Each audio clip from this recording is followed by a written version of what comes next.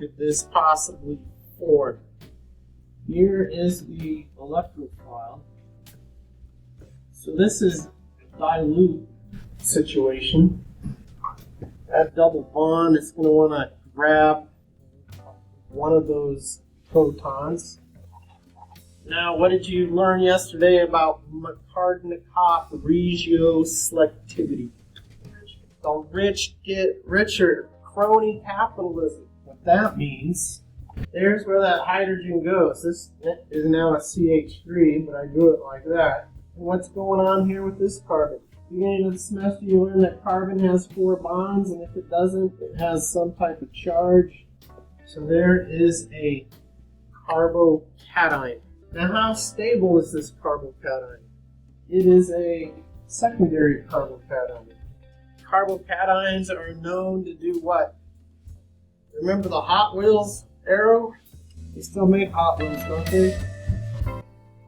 I'm going to draw those electrons in that sigma bond moving like this, and we might give this a fancy name, methyl shift.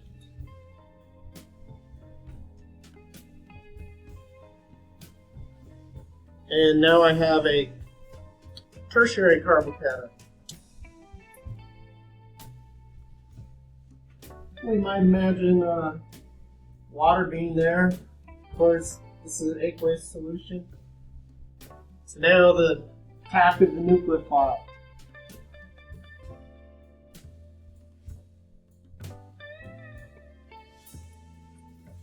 Plenty of water around everywhere. So this is the general mechanism of what we might call acid catalyzed hydration of an alkene. And that's what we have going on here. The first part of this example, we put that hydrogen right here in accordance to Makarnikov regioselectivity. And I wanted everybody to see a carbocation rearrangement. So addition of water across the double bond forms an alcohol. The addition follows Makarnikov's rule. This is the reverse of dehydration of an alcohol. So it uses dilute solutions of these acids to drive towards equilibrium. So we might have that phosphoric acid, or we might have H2SO4, sulfuric. Those are strong acids. They're dissociated, and so the working species is the hydronium ion. Double bonds grab a proton off the hydronium ion, giving us a carbocation. If this thing can rearrange, it will. Then we have nucleophilic attack of water. There we are with this good leading group. Notice an equilibrium arrow.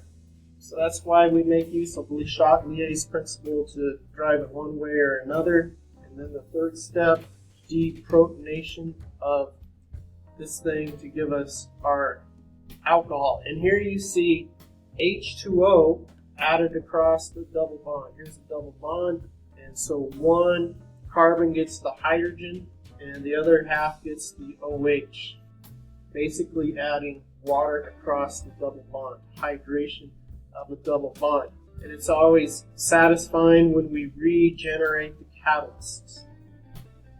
My whiteboard called this acid catalyzed hydration of a double bond. Protonation follows Makarnikov's rule. The rich are going to get richer right there. And that's because if we gave the ore the hydrogen, we would form a less stable carbocation. So here's the example that we did on the whiteboard.